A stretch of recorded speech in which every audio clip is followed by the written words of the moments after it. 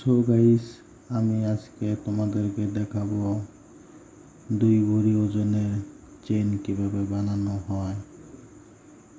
গলার চেন অনেকে আছে দেখতে চায় কিভাবে বানায়, তো দেখতে পারে না। এমনি রেডিমেড অনেক ডিজাইনের দেখে থাকে, কিন্তু কারিগররা যে কিভাবে কষ্ট করে চেনগুলো বানায়, রূপো সোনার কাজ করে, অনেকেই জানে না। তাই আমি এই ভিডিওর মাঝে দেখাবো তোমাদেরকে কিভাবে 2 ভরি ওজনের চেন বানানো হয়। তো সবাই চলুন, সাথে থাকুন, দেখুন।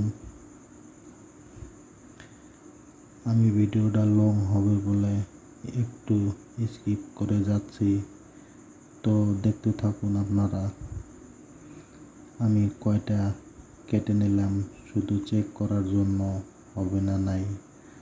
তো আমি একটা একটা করে গেঁথে নিলাম। দেখুন লুকটা কিরকম আসে। মোটামুটি হয়ে গেল গাঁথা। তো দেখুন মোটামুটি চলবে, এরকম করে যদি কাটা যায় তাহলে চলবে। তো দেখুন আমার অলরেডি গাঁথা শেষ হয়ে গেছে। তো সিম্পলটা ঠিক আছে, আমি এখন বাদ বাকিটা কেটে নিব। দেখুন কিভাবে একটা একটা করে কাটছি। তো গাইস, একটা একটা করে কাটার পরে দেখুন এটা আগুনের সাহায্যে একটু পুড়িয়ে নরম করে নিব। যারা যারা আমার চ্যানেলে নতুন, চ্যানেলটা সাবস্ক্রাইব করে সাথে থাকবেন নতুন নতুন ভিডিও পাওয়ার জন্য। রূপা সোনা কিভাবে বস্তু গহনা বানানো হয়, রূপা সোনার দাম কখন কোনটা রেট চলছে, সব কিছু জানতে পারবেন ইনশাআল্লাহ। তো আমি পুড়িয়ে নেওয়ার পরে দেখুন আমি একটা একটা করে আবারও গেঁথে নিব।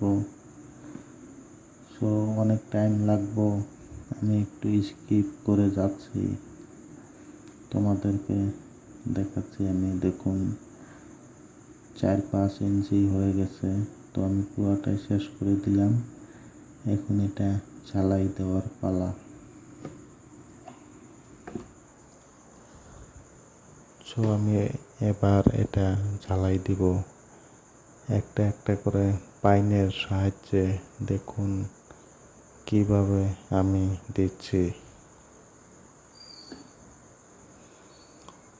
সো সবাই একটু সাথে থাকবেন, ভিডিওটা দেখবেন।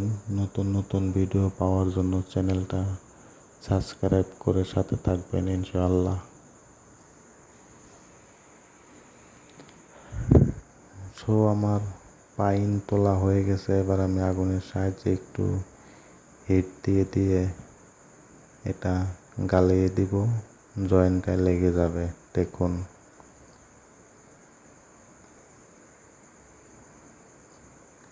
তো আমি ভিডিওটা বেশি লম্বা করব না, আমি শর্ট করে তোমাদেরকে দেখাচ্ছি।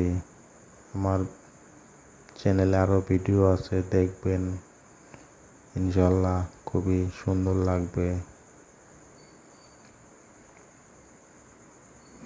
তো গাইস, আমার ঝালাই দেওয়া কমপ্লিট হয়ে গেল।